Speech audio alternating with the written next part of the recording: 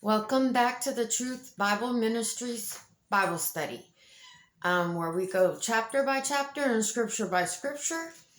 And today we are covering Revelations chapter 8. And it's not very long, so y'all bear with me, but it's very important that you get this information so that you'll be aware of the signs and what to expect and what will happen before Jesus returns. So let's get right on into it. Okay, verse 1. And when he had opened the seventh seal, there was silence in heaven about the space of half an hour. And I saw the angels which stood before God, and to them were given 7 trumpets. And another angel came and stood at the altar, having a golden censer. And there was given unto him much incense, that he should offer it with the prayers of all the saints upon the golden altar which was before the throne. And the smoke of the incense, which came from with the prayers of the saints, ascended up before God out of the angel's hands.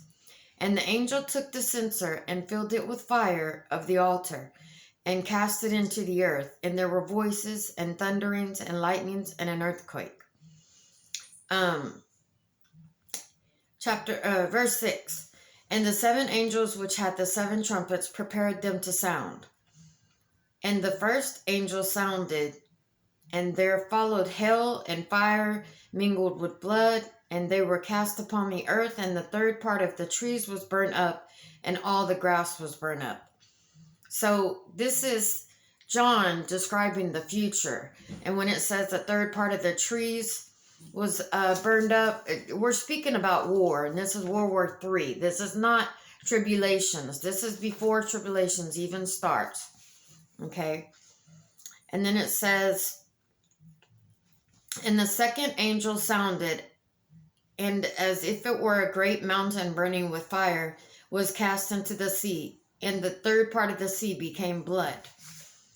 And so what they're seeing is like warships and the nuclear waste and killing of the sea creatures. So we're describing once again World War III. So of course, the sea would turn into blood and things like that for the mass casualties that we will witness. Verse 7. The first angel sounded, and there followed hail and fire mingled with blood, and they were cast upon the earth. And the third part of the trees was burnt, and all the grass was burnt up. I'm sorry. I skipped. I went backwards. Verse 9. And the third part of the creatures which were in the sea and had life died, and the third part of the ships were destroyed. This is talking about war, y'all.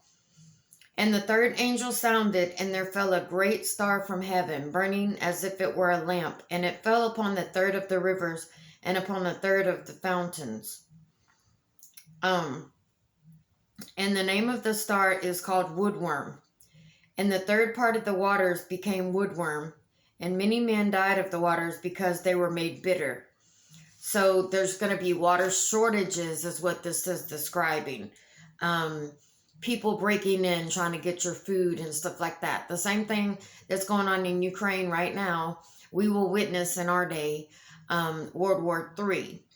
And this is not to be confused with Jesus coming back, because when he comes back, the moon will be red and the sun will be completely blotted out. So this isn't tribulations. This is what's going to happen before any of that, okay? Okay, and then verse 10. And the third angel sounded, and there fell a great star from heaven, burning as if it were a lamp, and it fell upon the third part of the rivers and upon the fountains of water. And the name of the star is called Woodworm. And the third of the part of the waters became woodworm, and many men died because the waters were made bitter. I think I just read that, so I apologize. But I just want to reiterate that the waters are going to be bitter, 1, because of all the dead animals, 2, because of the blood from the warships, the nuclear waste, the things that we're going to experience during World War III. And John is doing his best to describe this because this is in the future he's seeing. He doesn't exactly know the terms to use for it. So this is back in the day language for what the best way he could describe what was happening. Okay, and then verse 12, and the fourth angel sounded, and the third part of the sun was smitten. Mind you, a third part of the sun was smitten, not the whole thing. So this is not tribulation. And the third part of the moon, and the third part of the stars. So as the third part of them was darkened, and the day shone not for a third of it, and the night likewise. So basically, it's going to be dark. A lot of the reasoning for this is the smoke from the wars, from the nuclear bombs that we will experience, kind of like 9/11, where everyone was covered in smut and ash. It's going to be dim for that reason. So again, he's doing his best to describe what he sees back in that day, in the future. Okay, in 13, and I beheld and heard an angel flying through the midst of heaven, saying with a loud voice, Woe, woe, woe to the inhabitants of the earth, by reason of the other voices of the trumpets of the three angels which are yet to sound. Woe, woe, woe is basically saying, I already see what's happening. I feel bad for what's yet to come, because this is not as bad as it will get.